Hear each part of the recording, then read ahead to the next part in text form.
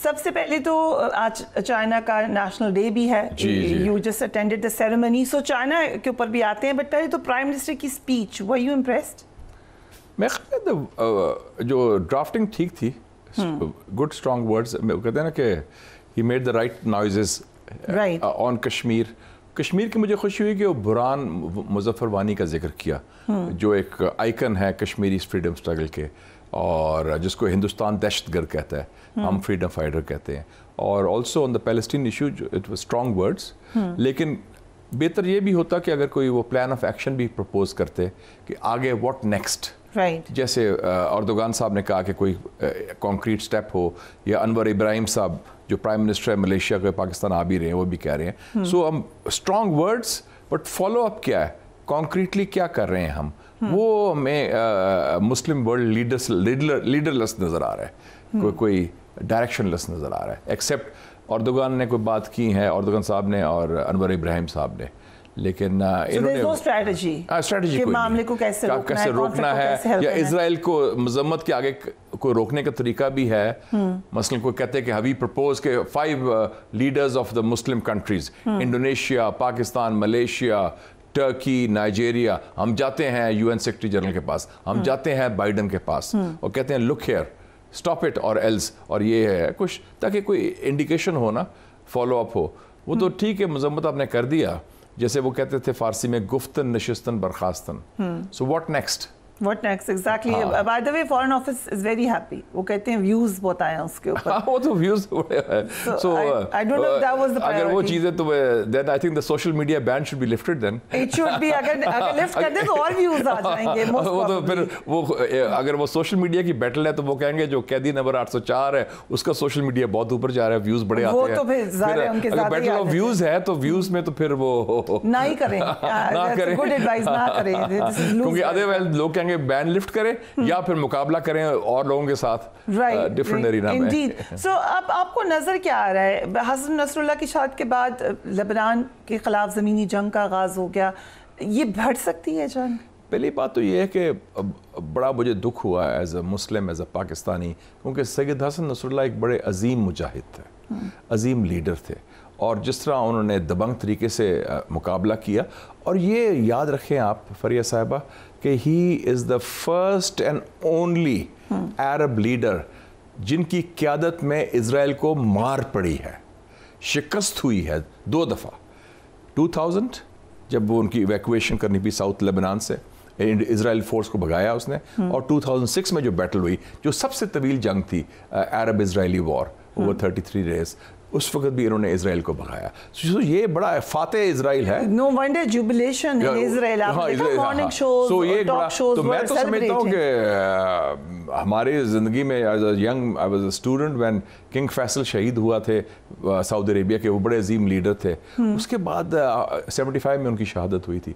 After 50 years मैंने देखा कि इतना बड़ा लीडर की शहादत हुई है, तो इसलिए पूरी दुनिया में पाकिस्तान समेत बड़ा दुख मनाया गया, उसका सोज है, गम है, और सो एक वो तो लॉस हुआ है। लेकिन आप ये भी देखें ट्रैक रिकॉर्ड, असैसिनेशन से इजराइल को मैं समझता हूँ ये महंगा पड़ेगा। Time is not on Israel sides, Israel is being outnumbered. 1988 में अबू जिहाद था एक बहुत बड़ा लीडर, अल फतह का, नंबर 2 टू अराफात, उसको जाके इनके उसके घर ट्यूनिस में मारा, समंदर से आए उनके किलर्स। और मुझे याद है मैं 1990 में एज अ जर्नलिस्ट, जैसे आप जर्नलिस्ट हैं, मैं भी जर्नलिस्ट था उस ज़माने में, तो मैं मिलने गया, यासर अराफात साहब को इंटरव्यू किया था मैंने, I was the first Pakistani, Tunis में किया था। तो मैंने कहा मैंने देखना है अबू जिहाद का घर, तो मैं गया भी था। इस family was spared but he was shot dead. फिर क्या अल फतह ख़त्म हुआ? 1992 में सैयद अब्बास मूसवी हिजबुल्लाह के लीडर थे, उनको हेलीकॉप्टर गनशिप से मारा था इन्होंने इन बेका वैली इन लेबनान। उसके बाद एक 31-year-old young man Sayyed Hassan Nasrallah became head of Hezbollah, 32 साल वो रहे, वो भी स्ट्रॉन्गर लीडर थे। 2004 में शेख अहमद यासीन हमास के लीडर थे, उसको भी शहीद किया इन्होंने। तो आप ये देखिए असैसिनेशन आप करते हैं, इश्यूज ख़त्म नहीं होते। इंडिया ने बुरहान मुजफ्फर वानी को, जिसका प्राइम मिनिस्टर जिक्र भी किया था, उसको शहीद किया। क्या कश्मीर कॉज ख़त्म हुआ है? कश्मीर कॉज और तेज़ हो गया है। और उसके एक्टिविटी, तो ये जो है ना, क्योंकि ये सिर्फ इदारे नहीं, ये तंजीमात नहीं, ये they are part of a struggle. ये दिलों की धड़कन है लेबनान के लिए, फ़लस्तीनियों के लिए, और this is an idea you cannot finish, idea of freedom, of resistance, of jihad. So वक्ती सेटबैक है, लेकिन आपका स्पाई जरूर है, सेटबैक जरूर है, ब्रीच ऑफ सिक्योरिटी है कि इजराइल ने पेनिट्रेट किया, जो कि by the way coming to this first breach of security, आपने कहा खुद, आपने अहमदी निशात साहब का इंटरव्यू सुना होगा, उन्होंने कहा कि हमने हायर किया आइडेंटिफाई करने के लिए कि कहाँ कहाँ जासूस हैं, वो खुद जासूस साबित हुए, इतनी ज़्यादा हर तरफ पेनिट्रेशन है in Iran, maybe in other countries also. Is it like that? देखिए ईरान 79 जो रेवोल्यूशन से पहले मोसाड का सबसे बड़ा हेडक्वार्टर था आउटसाइड इजराइल, राइट इतना बड़ा 50,000 अमेरिकन रहते थे, तो उनके जब निकाला गया रेवोल्यूशन के बाद उनके बाकियात तो रहे होंगे ना, स्लीपर सेल, और उनकी पॉपुलेशन के अंदर वो पेनिट्रेशन बड़ी डीप हुई है कि आप उनके सिस्टम के अंदर घुसे हुए हैं। इस्माइल हानिया को शहीद किया तो उनको मालूम था कि इस अपार्टमेंट में, इस कमरे में इस टाइम होगा, एग्जैक्टली। और ये भी देखे ना जो हिजबुल्लाह का हुआ है, ये 60 फुट के अंदर था, बंकर के अंदर उनकी मीटिंग हो रही थी, साइड पे 5-6 अपार्टमेंट कॉम्प्लेक्सेस थे, उन्होंने वो तबाह किए, 80 टन ऑफ बॉम्ब्स उन्होंने अटैक किए, 80 टन। उनको इंटेलिजेंस मिल गई थी कि यहाँ मीटिंग हो रही है हिजबुल्लाह की लीडरशिप की, तो प्रिसिशन जो है, इसका मतलब इंटेलिजेंस वाज वेरी प्रिसाइज। तो ये हमें मानना पड़ेगा कि एक ब्रीच ऑफ सिक्योरिटी हुई है, इंटेलिजेंस फेलियर है ईरान का भी और इनका हिजबुल्लाह का भी।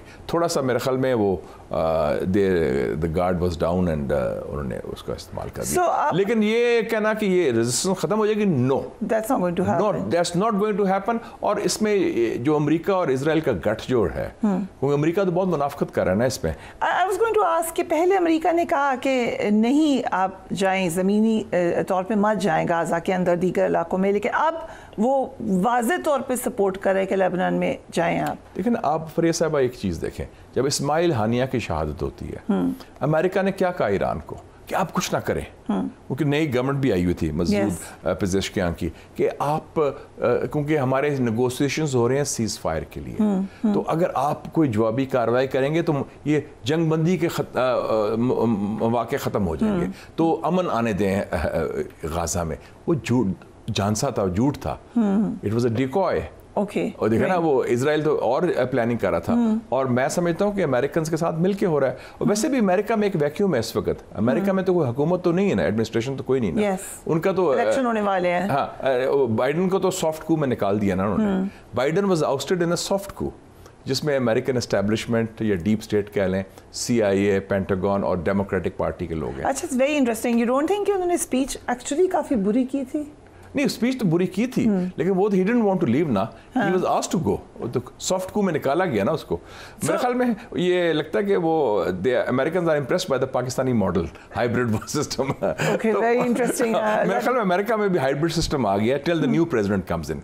उनका स्ट्रेटजी है कि ट्रंप को कैसे रोका जाए, उनका खौफ है ट्रंप को रोकने का। American similarities, but very eerie similarities. But the question is, last time when you were on my show, आपने कहा कि लग रहा है Donald Trump will be the next president. मैं तो अभी भी convinced हूँ। अभी भी लगता है। अभी भी लगता है। But polls थोड़े से change होना शुरू हो गए। ये जो कमला हारिस तो ये just installed figure, ये तो डमी है ना।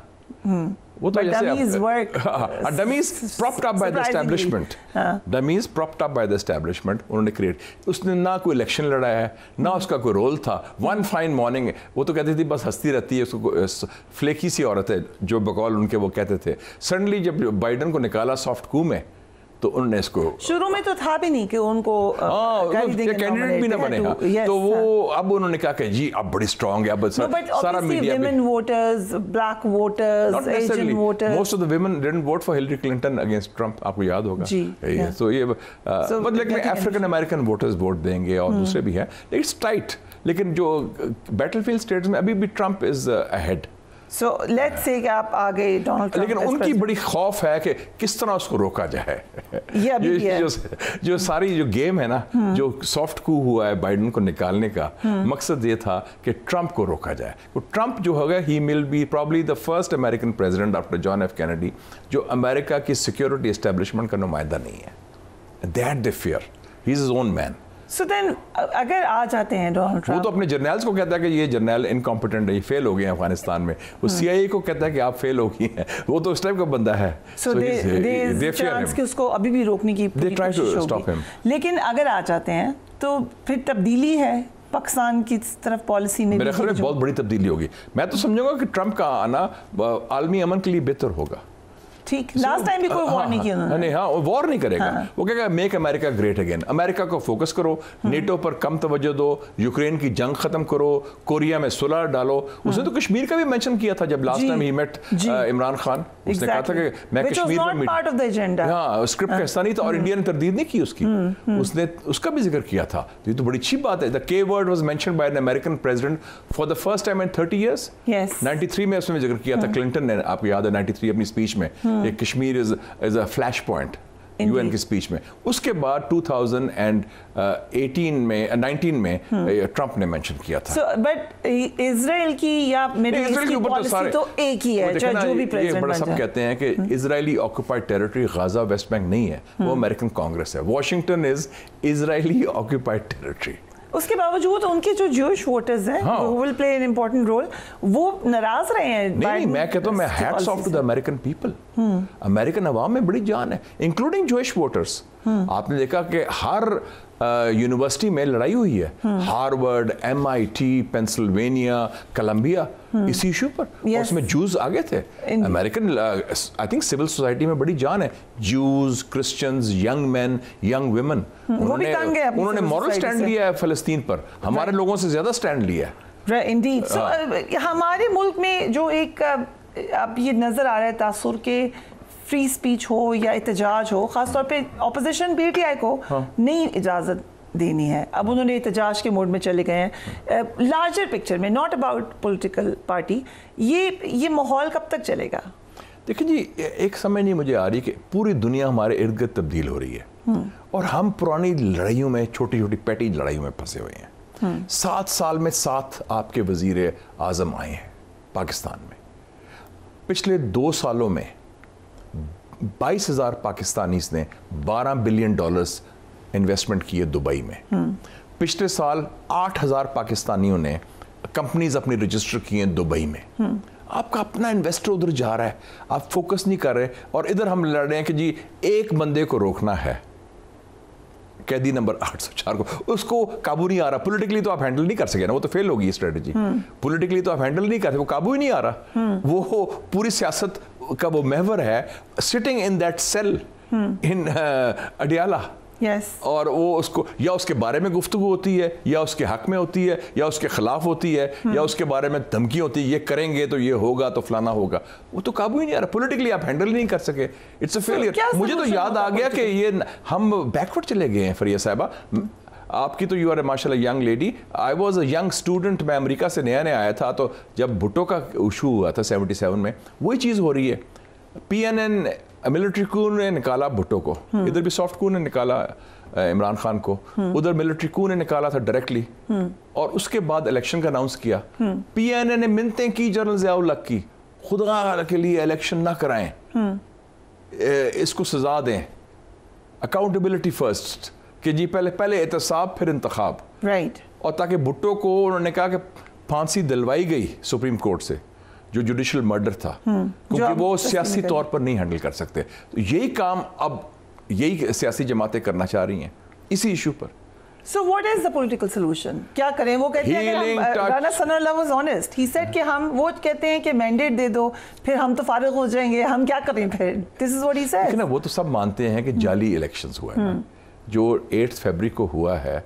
एक तो बांग्लादेश का, एक्चुअली तीनों इलेक्शन जाली हुए हैं हमारे, right. India, Pakistan, Bangladesh.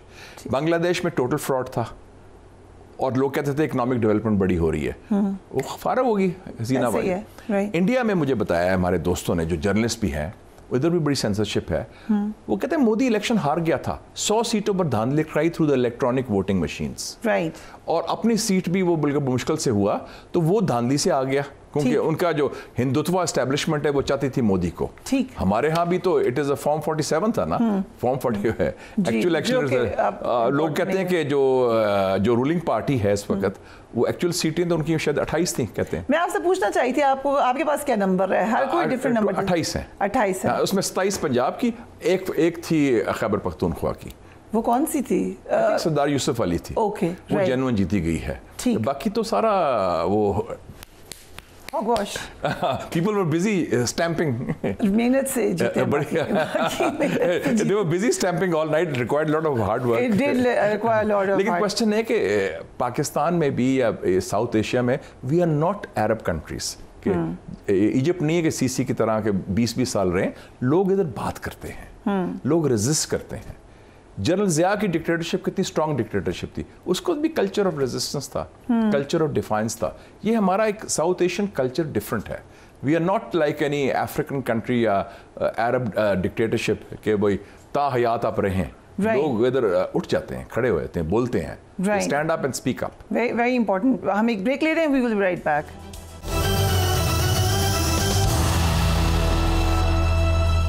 And welcome back. So आपने चंद दिन पहले ब्रिक्स के सेमिनार में भी शिरकत की।